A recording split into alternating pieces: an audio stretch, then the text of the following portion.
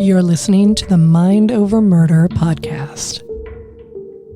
My name is Bill Thomas.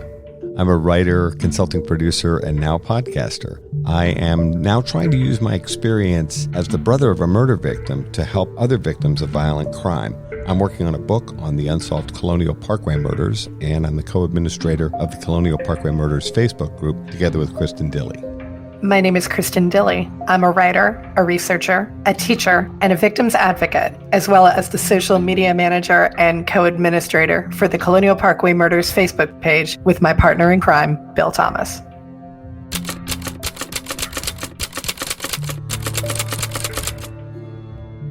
Let's go ahead and talk about the arrest of the Unabomber, Ted Kaczykinsi. Now, were you there for the arrest, Fitz? Was that something that you were present for?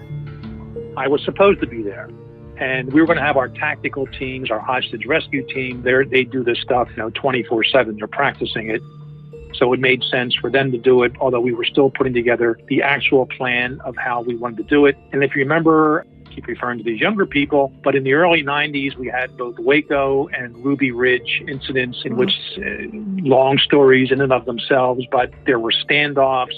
One in Idaho, one in Texas, and the FBI just did not want this happening again. We were going to get this guy out of his cabin one way or the other, no standoff of any sorts. We made sure we wanted to do that. So the arrest is going to be planned for when the weather was a little bit warmer, early May. And I was going to be there, certainly in the region. They wanted me going inside the cabin shortly thereafter to look for other documents and I was the document guy, so they wanted to make sure that I could be there for that. It so happens, I think right around March 31st of 96, the FBI director calls the head of the UTF in San Francisco and delivers him a very dire message. The SAC, Special Agent in Charge, calls his management team up into his office. I was part of that, about half a dozen of us, closes the door and says, "We're making the arrest in 3 days." And we all look at each other. What? It's supposed to be a month from Director Free just got a phone call from Dan Rather of CBS News. And Dan Rather says he knows the FBI is looking at someone in Lincoln, Montana as being the Unabomber. We have people there now, and we want to run with the story tonight. This is what Louis Free is telling us happened just like an hour before with Dan Rather.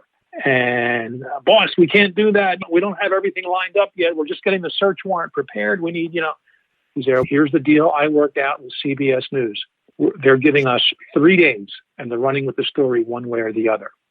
So you got to make the arrest or your search warrant, whatever you're doing out there, within 72 hours. Wow. Okay, Mr. Director. So everything got, as you can imagine, expedited. So I was basically done the preparation of my affidavit, where I'm comparing the known writings of Ted Kaczykinsi to the known writings of the Unabomber. But we had to, again, force everything quickly and get everything out to facts back then, and even people flying out with packages for the judge in Montana to look at. But finally, within 72 hours, we had it. And then a CBS person in Lincoln was identified, and he had the exclusive to it. And the arrest went down. And again, there were no problems with that. There was an early movie with Al Pacino, Russell Crowe, about 60 Minutes, and the whole tobacco companies putting nicotine in their cigarettes to addict people. I'm just drawing a blank on the movie, but it's a late 90s movie. But the subplot of that is the reporter, played by Al Pacino, actually a producer for CBS. He was the guy that had the information about Kaczynski being in Lincoln. In real life, there was a reporter named James Stewart, not the actor, but a reporter. And he had a contact, we think, in DOJ, because we kept this top secret. Right. Nobody knew anything when we were working it out of San Francisco and the task force.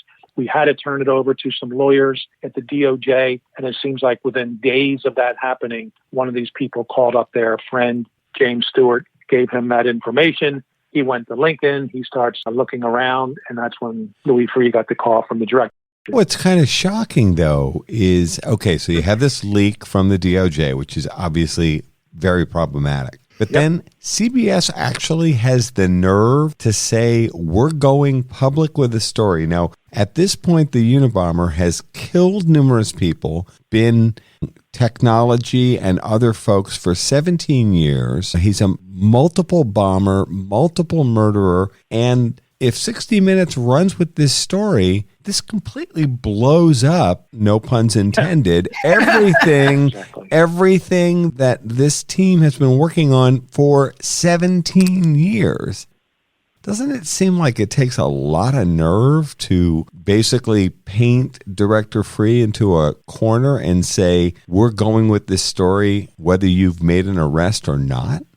And the ironic point is it wasn't fake news for one. It was, they did have information, but at the same time, they were basically holding it over us, saying it was our way or no way. And by the graciousness of, it was actually CBS Evening News and Dan Rather, they just randomly picked, I'm not sure if it was negotiated, never heard, was it 2 weeks, 1 week, 1 day, came up with 3 days, who knows, but eventually it was released or it was agreed upon 3 days, and we had to just rush everything at that point. Luckily, we were almost there, but we had to move teams around a lot and get people in place and alter a little bit of the arrest plan. But since I was working up to the very last minute, sending off my affidavit, 50 pages long, I had to make sure every I was dotted and T was crossed, especially, and I mean that literally because it's a language-based document here. I did my best in that regard. It was fine, and we got everything off. The judge did sign it, the first time ever in criminal justice history that in the U.S. that language analysis was used as the grounds for a search warrant. So I'm quite proud to be on that precedent-breaking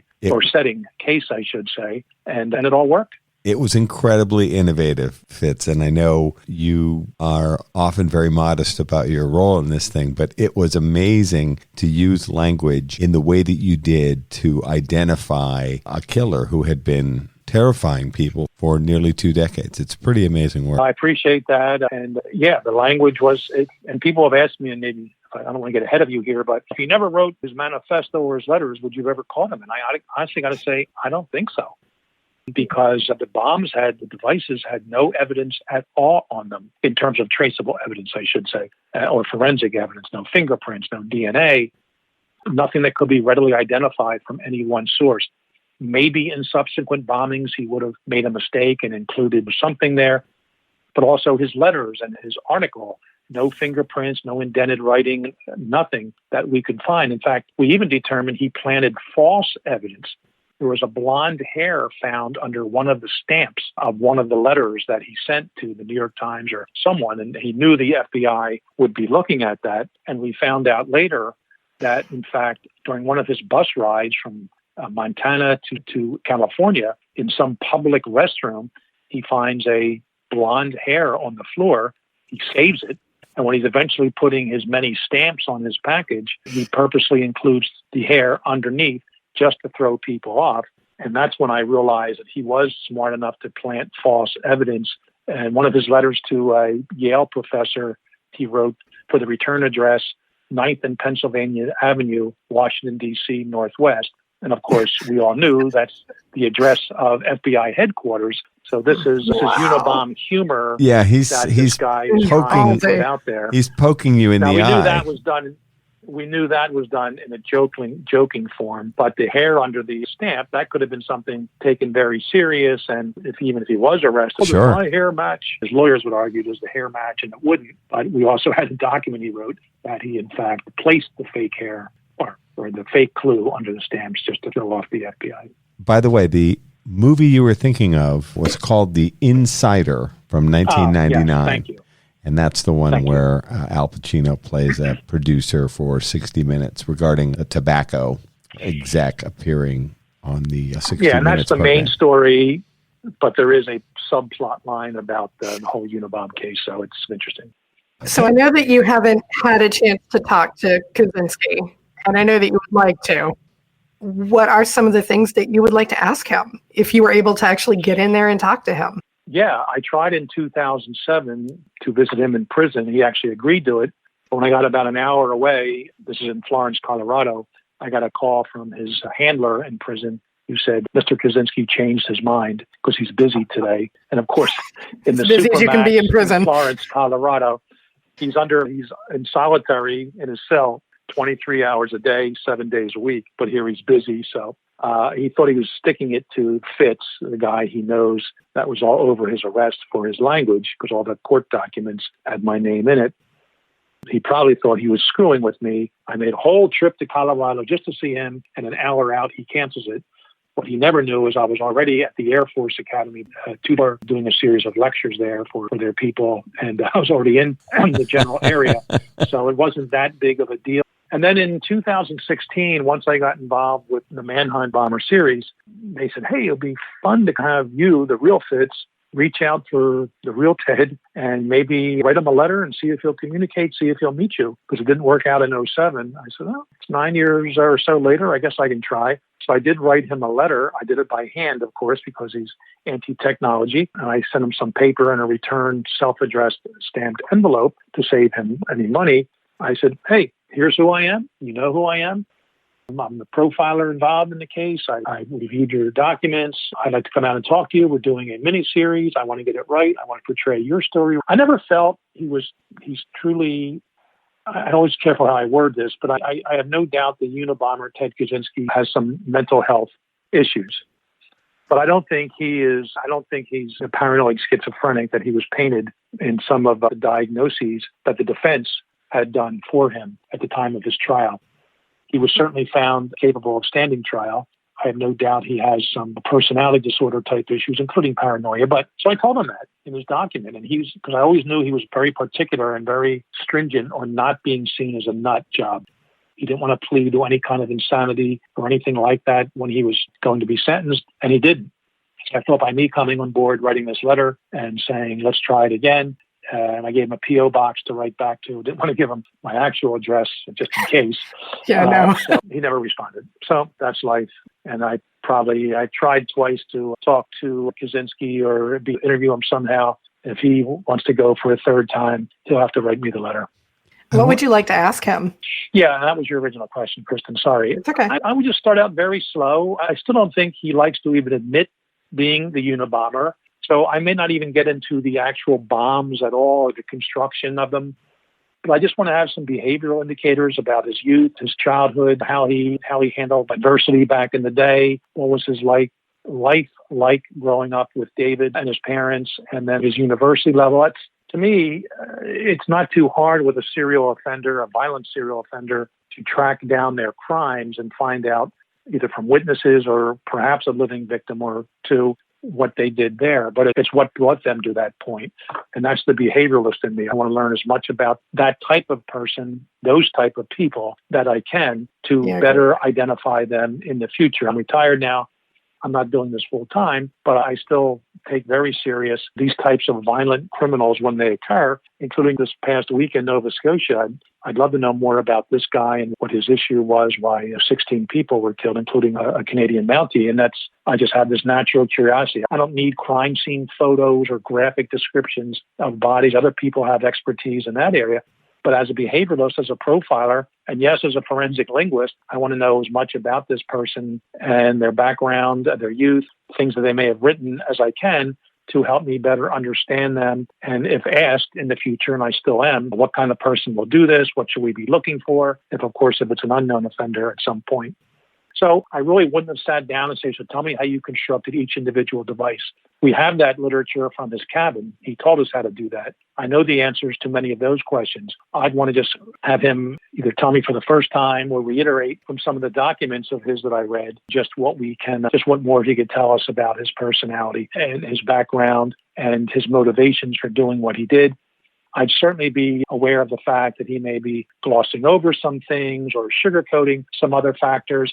I'd also know very much he wouldn't like me. I represent big government, certainly law enforcement. I was a direct, if not the direct, certainly part of the team, the direct team member, if not part of the team itself, that was instrumental in bringing him down with his own words. And his words were sacrosanct to him. They were everything to him. Once he gave up mathematics, he switched over to language as being his expertise, certainly in terms of communicating with people, the written language and disguising his language when he had to. So to pick him apart and pick his brain apart in those types of fields and those types of questions, I think I would have learned lots. But again, I don't think he's going to give me that option at this point. And I'll just have to live with all the writings I have of his Unabomber days, as well as from his cabin days, of which I am familiar and I still have access to. Sometimes, Fitz, we hear expressions like evil genius, and I often feel like they're applied to people and they really aren't a very good fit. But when I read about Kaczynski, do you think he's at genius level? Let's break down, Bill, your two-word term you came up with, evil genius. Yes, he was evil. Yes, he's a genius. So right on both counts. Yeah, he's probably the most intelligent, certainly violent offender that I've ever come across, and that, as far as I know, has gone up against the criminal justice system. I'm not saying there haven't been people with high IQs that have committed some sort of crime somewhere, but they may be more white collar or something like that. Here's a guy that was actively killing people from afar, not up close and personal with a knife or a gun, but he's doing it from tens of hundreds or thousands of miles away with an increasingly sophisticated killing mechanism, his IEDs. So, and he did it successfully. And of course, his writings, his knowledge of language, his knowledge of history, which were related in the manifesto. He only mentioned 4 books or 4 published articles in his manifesto, but they were disparate in different ways. And it shows he was a well-read person, had knowledge of society and history and the Western culture. So there was no doubt we were dealing with a very smart person. I was hesitant to render an opinion in the profiles of his actual educational level. That can be tricky sometimes. People like Eric Hoffer, who wrote The True Believer, he was a 9th grade dropout, yet a brilliant writer. And I've come across people with PhDs over the years, quite frankly, are relatively poor writers. It's always difficult to put an education level to someone's writing style or writing abilities. But we knew this guy was up there in terms of maybe ABD, all but dissertation, or at least graduate level studies of some sort. But also he was a very pronounced writer, and a successful one and a good one. And that's what helped us take this guy and better identify him in the long run.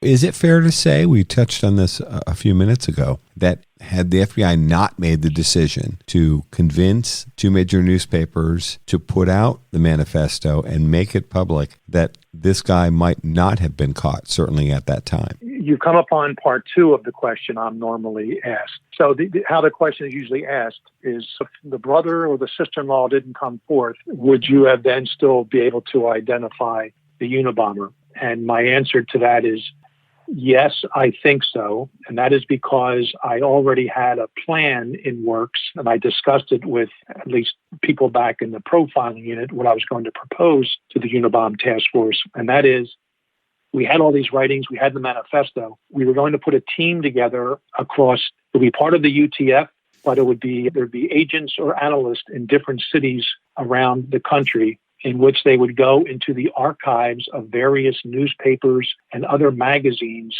that we knew the Unabomber related to, referred to, relied on, and go through the old microfilms.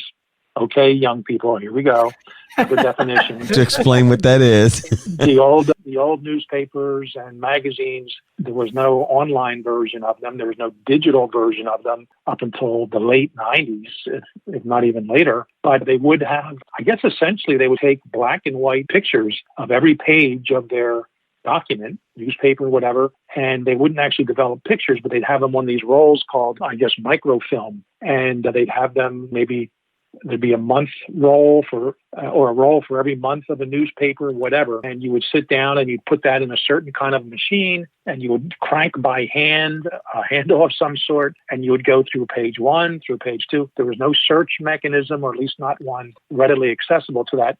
So my goal was to we would break it down a little bit and make it a little bit easier, go through Chicago, since the bombs were all placed or mailed from Chicago, Salt Lake City, or the San Francisco Bay Area. And he refers to a few magazines and newspapers in his manifesto. We were going to pick out maybe 24, again, written newspapers, periodicals, magazines, what have you, from those cities and that he referenced, and set up individuals to spend hours after hours of going through these microfilms of these old documents, these old newspapers and such, and try to find a letter to the editor where someone is writing about the evils of technology, the evils of the Western culture, the environment, big business, big entertainment, big government, any terms like that. We're going to have a little mini dictionary put together of 100 or 200 terms phrases that we knew the Unabomber used, and basically searched these out. And this could have taken a few years,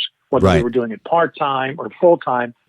But I'm convinced, because we did find letters he wrote to the editor. In fact, that's how we finally found You Can't Eat Your Cake and Have It Too. Yeah. Written by Ted Kaczykinsi to the Saturday Evening magazine. And if we would have been lucky enough to find that magazine, that would have been a very strong suggestion. Now, there would have been other authors that use these terms, so we'd have to go out and do background checks, interview them, all that stuff.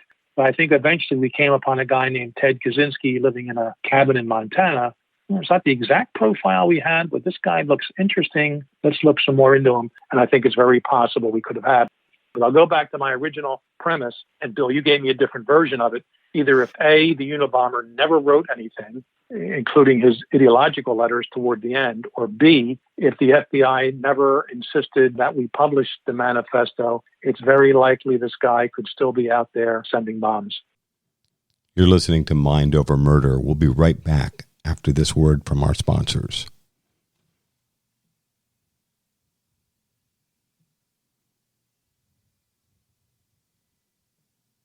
We're back here at Mind Over Murder. I always wanted to know this. The manifesto, as it ran in the newspapers, is that word for word what he sent? And how did he send it? A good question, and I have, I think, a good answer. He sent it in typewritten form on 56 pages, as I explained. And so the newspaper people had to transcribe it, I guess, digitally back then. I'm not sure exactly how they did it, but they had to retype it or whatever into their format. And when it was actually published in the Washington Post, and real quick, since the Unabomber said it could be published either New York Times or Washington Post, we chose the Washington Post because there was only two sites in San Francisco that sold Washington. Yeah, you referenced this. Of course, this. Nowadays, all these newspapers are online. Of course. It doesn't really matter. But we were thinking back then, because serial offenders like trophies and souvenirs of their crimes. It could be a woman's underwear, her hair, her driver's license, something else. We figured the Unabomber would want a copy of his published manifesto. And you were going to watch the newsstands. We watched each of these two, they used to call these news stores. I guess they're still around to some degree, but we had surveillance teams, like 100 different agents in cars, on bikes, on foot, ready to follow people anywhere in San Fran who was buying and of course it was publicized days in advance that the manifesto would be coming out. I remember September 19th. Yeah. So we followed everybody. We didn't violate anybody's rights, and we followed them into public places, and we took addresses down or tags of cars, and people were lining up in San Francisco. Were lining up to buy these things, and we followed everybody, and they showed that in the miniseries. And in the miniseries, the bosses got real upset with me because it didn't work, and that's when they fired me. It didn't happen. We knew it was a long shot, but we still felt we wanted to at least try to identify people that were, in fact, buying this thing. But it didn't get us anywhere in that regard. And then do we know if Kaczynski was eventually published? Do we know if Kaczynski ever did manage to secure a copy of the Washington Post, hard copy with his manifesto in it? It was not found in his cabin. His local library in Lincoln carried the New York Times, but it didn't carry the Washington Post. Got it. As far as we know at the time. I think he could have ordered it, but we never found not at the cabin. Actual newspaper copy, which was 8 pages, like a regular newspaper, 8 pages, no ads. But I want to answer the other part of your question, Bill, because it's a good one. And that is, I wish I could claim credit for this, but I didn't. I can't. Within a day or two, an enterprising journalist, I think out of Oakland, California, and one of the local newspapers, definitely in the Bay Area, he went through it paragraph by paragraph. But how would he have known this, come to think of it? I think it just skipped the number because the paragraphs were numbered. The bomber nicely numbered each paragraph, which made it easier to read. It also helped date him or age him because dissertations and theses used to be written with numbered paragraphs. He went through it, this reporter, and he realized like paragraph, I forget it, there all these years. It's in my book, actually, but 152 or something was skipped. And he actually wrote his own story based on that and contacted the FBI. And there was another one of those holy S moments and OMG moments. Does this mean that now we violated the pact with the Unabomber, and because we didn't fully publish the entire manifesto, we left 2 sentences out with this: violate the whole deal, you're going to bomb to kill again. And I do have in my book the exact sentence, a very, if you will, minor sentence, very short paragraph. It had nothing of real dire interest to it. So the Unabomber never wrote anymore. There was no other issues. Oh, you violated our deal. It's off. Now I'm going to kill people. So it was an honest, and the Washington Post wrote an article like within days saying, no, it was an honest typesetting mistake. Here it is. Here's everything in entirety. They didn't reprint the whole manifesto, but here's the paragraph we left out, and it was by mistake. I assure you, the FBI didn't tell us to do this. No one else did. Mistake. Here it is. But the Washington Post effectively ran a correction. They did. Interesting. It's funny, when you started to tell that part of the story, I thought to myself, I wonder if by way of apology, like they would in any other story, we apologize for the error and here's the missing section. They did go ahead and do that. And as you well know, depending on the storyline, and it may be on page B14 where they put the apology. But I think this one, it's not the front page. It was like the second or third page where they said, our mistake, our bad. Right. Here it is. Typesetting error. Here it is now. Fascinating. Just a little question about forensic linguistics in general. Clearly, the Unabomber gave you a ton of material to work with, but is there like a minimum sample that you need to work up a forensic linguistic profile on someone? Could you, for example, do an analysis from a series of Facebook postings or tweets, or how would that work? Is there something, a specific size that you need, or can you do it if you're really truly excellent forensic linguistics? Can you do it from just about anything? Yeah, I've been asked that question a few times, including under oath in court when I'm testifying as an expert. And the answer is it depends. So it's a good question, and it really does depend. And I'll never forget, I came back from Unabomber, and one thing about the FBI, if you use a certain innovative skill or trait that maybe you develop somehow, and you then, whether you like it or not, become the expert. So the word got out, this guy, this profiler, Fitzgerald, he's the language guy. So I started getting all these threat letters sent to me, which I was getting them faxed back then. And one agent called me, and I got this letter they received in a school. I'd like you to look at it. I'm going to fax it to you right now. Okay. And it's literally, hey, Professor so-and F you, except it was spelled out the 4-letter word and 3-letter word. And they wanted a detailed forensic linguistic analysis of this. I said, Agent, so I need a little more language than this to do anything for you. But no, and I've worked cases with we don't count pages or screens, you do word counts. And I've worked cases with 50, 100 words in the total communication. The more, the better. But sometimes you can have so many and it really makes, or so many more, it doesn't make that much of a difference.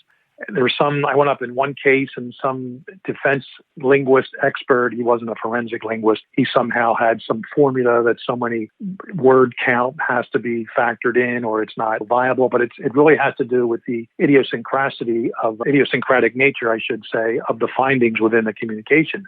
I worked a case out of Alabama in which I had only had 2 Q docs, 2 separate ones, about maybe 75 words each. Maybe one was 75, one was about 150. So not all that much. But because the guy used the word light bug, which he meant to use the word light bulb, but he put light bug in one of the letters, and they had a tape of this guy talking with an undercover informant where he said the word light bug. In fact, that was idiosyncratic. That's one of the few cases I say was unique means one of a kind. You can't say very unique by itself, just means one of a kind. And it's a case where it's a unique usage of a word to misuse, in effect, to mean a light bulb in this case. And if anyone's paying attention out there and is a criminal minds aficionado, I forget the name of the episode, but I think around season 9 or 10, there was an episode in which light bug, they actually called me up and said, hey, we need a distinctive word that we can use. In this case was long over. Guy was convicted, put in jail, the killer in my Alabama case, and said, hey, how about light bug?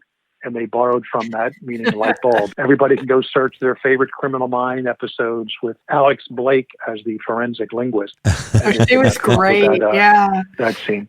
So is this a Jim Clementi tip of the hat to you for light bug? It's such a great word. Yeah, and he was actually, I think he actually played a role in that. He was like he He played like a bad guy in that episode. No speaking lines. He never wanted speaking lines. He was like in the back of a van or something, or the driver of a kidnapper's van. But more importantly, they wanted a word that was unique. And I said, how about one from a real case? That's even better.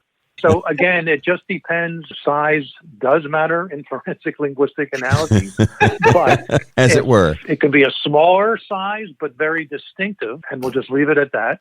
That in fact can make a difference. And I've testified to thousands and thousands of words. I've testified to just a few. Let the record show that Kristin Dilley is completely losing it. Why would that be? I think unintended. Her mind just goes. I teach high schoolers. Come on, I teach high schoolers. Her mind just goes to the most bizarre and twisted places. Hey, I wanted to ask you perhaps a more serious question. How did Kaczynski's sister-in-law and brother then reach out to the FBI? What was set up? What was the mechanism? Were people supposed to contact the FBI at a particular number, or how'd that happen? Yeah, and I'm looking at a copy on my desk here to refresh myself, but there was a wanted poster we put out, and it was the first case in U.S. history, I think in world history, in which there was a $1 million reward offered. There had never been a reward that high in any case anywhere, as far as definitely in the U.S. I'm not sure the rest of the world. Not until about 5 years later, when Osama bin Laden was wanted for the 9/11 attacks, $25 million reward was placed on him. Right. So there was an 800 number they could call. Anyone could call with suspect information, and we received plenty of calls there. So this was published September 19th in the Washington Post. Linda Patrick, the Unabomber's sister-in-law, read it. She came home from overseas, told her husband. He waited a month to read it. He finally said, Jesus, may be my brother. He waited a month to contact a lawyer. Wow. I'm not sure how he actually identified that lawyer, but he was a Washington, D.C. lawyer. Tony Bisegli, I believe, is his name. They played around and they had somebody else look at it. Actually, a retired profiler from my unit that I knew, but I didn't know this was happening at the time. And he said, yeah, the FBI should be contacted. There's enough stuff here. And they waited another month or so, and it was like mid-February. The lawyer contacted an FBI agent he knew in our Washington field office. She then contacted the task force in San Francisco, and she had this, and I think they asked her, well, does she have any writings of this guy? We have this Fitzgerald profiler who likes to look at these things. Yes, and they got the 23-page. They got the 23-page document I referenced earlier, sent it to me, and the rest is history, as they say. Yeah. And that was the origin story of the 23-page document that read like the summary. I'm trying to be fair to the family. They approached this thing in a very slow and cautious manner. It wasn't like they just made the phone ring the following day after the paper hit the press and said, I think this is my brother writing this. They really approached this thing in a cautious manner. The answer is yes, but I think caution only developed after David was, or as much as he could be. I mean, at that time, no one knew Ted Kaczynski's writing style better than David Kaczynski, because they were essentially pen pals, and he had at least 178 different documents of Ted's that luckily he, David, and the mother had kept all these years when Teddy would mail them stuff. And so it took him some time to put this together. But this is a Greek tragedy or something Shakespearean. Give it any literary or comparison you want to. And whenever I teach this to law enforcement groups, to graduate students, to mixed groups. And if I have a little bit of extra time, I'll ask the audience, who here, if you knew your sibling was committing a series of violent crimes, you would turn him or her in? And it's funny, the audience, some people throw their hand right up, other people shrug their shoulders, and others shake their head, absolutely not. And okay, everybody has a right to do it here. So this was a very difficult decision for David to make, and he wanted to contact the lawyer first. David always has been anti-death penalty, and I respect that. And whether I agree or not doesn't matter. That's his feeling. What he wanted to make sure was, if he basically fingered his own brother in that regard, he wanted to make sure this was not a death penalty case. And he did work out a deal unofficially with the FBI that they would not pursue the death penalty. Once DOJ got involved, they got a little confused, and the death penalty was on the table for a few weeks. David protested and brought up the semi-deal, and eventually, all right, if Ted pleads guilty, we'll take the death penalty off. He'll just be life in prison for the rest of his life. I have nothing but admiration for David. He did claim the $1 million reward, but after paying some minimal lawyer cost and some other related costs, he donated every other penny, I guess after taxes. Even rewards have tax liabilities. But he donated every penny to the victims of his brother. Oh, very and interesting. other anti-death penalty causes, things like that. I never met David, despite what the miniseries presented, but I have nothing but respect for him. There's a very strong element of tragedy, as you're saying. Of course. This whole case is so sad. I think Kaczynski could probably be characterized as brilliant, and yet this man got himself to a place where he created this twisted rationale in his head and went out and maimed and killed these people. And then ultimately his family had to decide, once they realized the publishing of the Manifesto, this horrible realization, oh my gosh, this might be my brother-in-law. I don't think it gets much heavier than that in terms of family dynamic. You think your brother's a murderer who's been terrorizing people for 17 years. It's got to be pretty heavy. If you look at the miniseries, it does almost make you feel bad at points for Ted Kaczynski. And that's largely, I think, as a result of the way that Paul Bettany played him. But there were times when I was watching and you're getting all of this backstory on Kaczynski that there were times when I had to remind myself, you don't get to feel sorry for this guy. This is not a good guy. But there were moments in that portrayal where I felt bad for him almost. I found that very interesting. Well, in the early parts of our negotiation with the story development, initially with Jim Clementi, me, and our friend Tony, but even after it went over to the people hired by Discovery Channel, I made a pretty strong argument. I didn't want to make Ted a sympathetic character. If there's any sympathy towards anyone, it should be his victims. Sure. And eventually the writers came back to me and said, look, I promise you, we're not making him sympathetic. We are going to humanize him to some degree and explain some of his life story, his life experiences, and just let the viewer come up with what they want there. But in the end, I was fine with how they presented the character. And I did receive a few tweets and Facebook messages, what have you, as the show was airing. And even since then, about I'm the one that looked effed up, to quote, though, at least one Twitter message, as opposed to Ted looking like a hero. So the Fitz character is the one deranged and not the Ted character. But two things: the miniseries. You had me slipping there, Bill. The miniseries starts out with the Fitz character living in a cabin by himself for months at a time after the arrest, supposedly. I mean, they do it out of order on purpose. And I just have to tell people that never happened. I was not psychologically unhinged after working this case or going through the investigation and the sentencing and everything else. And the other big part that I'm concerned with, they do show the 23-page document being faxed to me in my office. But it seems I was taking in the miniseries, the Fitz character has his two older sons at a movie theater. And I get a page, my old beeper, that I make a quick phone call that, hey, this document just came in from the task force. You got to look at it, because I'm supposed to be back in Quantico now. So I go back to my kids, who were supposed to be like 14 and 11, and, hey, kids, I'll be right back. And they show Fitz in his office with this document spread out on the floor and in the manifesto in his hand, and he's like writing on the whiteboard all by himself. Yeah, I remember this scene. You see, it's nighttime. And then all of a sudden, Fitz's wife walks into the FBI office. How she got in, I'm not clear. But she's not happy. Anybody would get in. And do you know where your sons are? What? You left them at the movie theater. Yeah, I was going to go and pick them up. The movie's only a third of it done. That was 5 hours ago. Yeah. So just as a full disclosure, that did not happen. No. Nothing close to that. I would not have left my kids, even older sons, who would have been safe in the movie theater. I would not have left them in a movie theater. They're the two big scenes I have most problem with. After that, I didn't meet with Kaczynski either, but that's all right. Yeah. But I wasn't a nut job living in a cabin. And you didn't abandon your kids at the movie theater either. Yes. All right, and so the miniseries is Manhunt Unabomber, and that is currently on Netflix, correct? That is correct. I have some DVD versions of it if people like them signed, and if they can contact me on my website. That's right. JamesRFitzgerald.com. I recently redid it. It's even cooler now than it was before and more accessible. It does look good. It's and of course, new and improved. You get my books from me too, and there's no literary license in any of my books, but certainly that final chapter of my third book about the Unabomber case. And like I said, it's interesting enough, the real life things which the miniseries couldn't carry or cover, and things, of course, we didn't even get into here today. So yeah, if you really want the background that you won't read anywhere else, consider that. And my award-nominated audiobook, and people can get that too. So check that out. And I'm not sure if it was nominated for the award last time we talked, but I'm waiting to hear if we win or not. The best in the audiobook in a memoir autobiography category.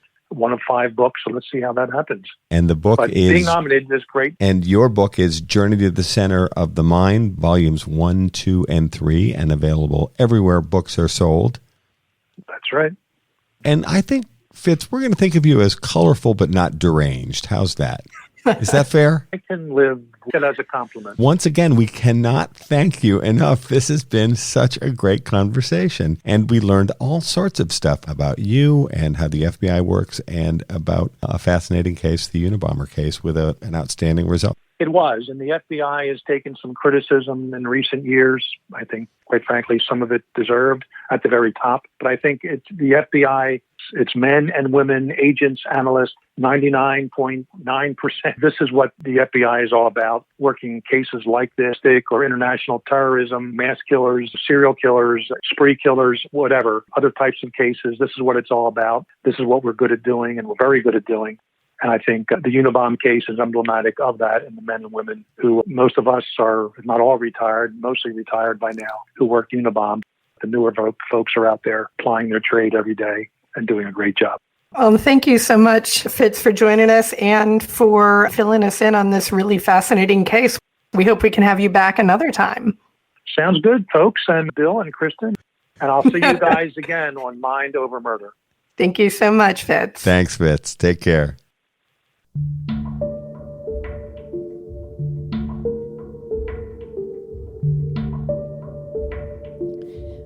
Mind Over Murder is a production of Absolute Zero and Another Dog Productions. Our executive producers are Bill Thomas and Kristin Dilley. Our logo art is by Pamela Arnois. Our theme music is by Kevin MacLeod. Mind Over Murder is distributed in partnership with Crawlspace Media. You can follow us on Facebook, Twitter, or Instagram. You can also follow our page on the Colonial Parkway Murders on Facebook. And finally, you can follow Bill Thomas on Twitter at BillThomas56. Thank you for listening to Mind Over Murder.